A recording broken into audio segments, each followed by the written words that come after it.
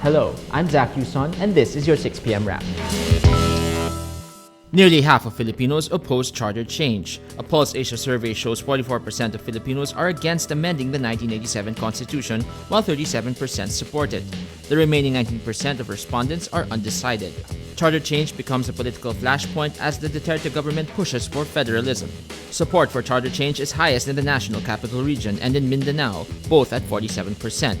58% of respondents in the Visayas do not want changes in the Constitution. House Speaker Pantaleon Alvarez says he will ask President Rodrigo Duterte to issue an executive order creating a constitutional commission. The CONCOM, composed of 20 appointed experts in constitutional law, will submit a draft constitution to the Constituent Assembly. It is not the same as a constitutional convention, a body of representatives distinct from Congress, whose delegates are elected through popular vote or appointed. Critics oppose President Rodrigo Duterte's preference for charter change by a constituent assembly to pave the way for federalism, saying it is prone to abuse. The Duterte administration wants federalism in a bid to decentralize power and wealth from Manila. Philippine National Police Chief Dela Rosa assures the public the police force, quote, values lives and wants to preserve lives. The death toll raises fears of human rights abuses in the campaign against crime, criminality, and illegal drugs. The PNP says 300 suspected criminals were killed in the anti-illegal drugs operations around the country. This does not include the estimated hundreds of victims of extrajudicial killings. Dela Rosa says, quote, if those are really innocent lives, that pains us too, because we're also humans.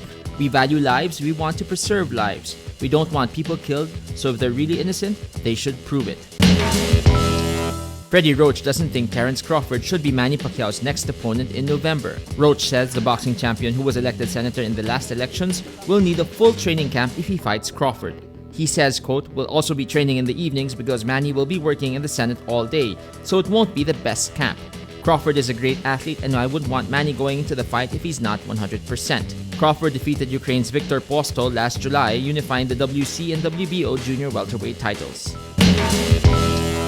Best-selling author J.K. Rowling says Harry Potter's journey ends with the release of the Harry Potter and the Cursed Child play and book. This after the two-part musical officially started its run on July 30. The book was released on July 31, Rowling and Harry's birthday. Rowling says, quote, this is the next generation, you know, so I'm thrilled to see it realized so beautifully. But no, Harry is done now. Cursed Child follows the story of Harry 19 years after the fall of Voldemort and one of his two sons, Albus Severus, who is burdened by his father's legacy. And that was your 6 p.m. wrap. Watch our updates daily at 12 noon and 6 p.m. I'm Zach Yuson. Remember, tomorrow begins today.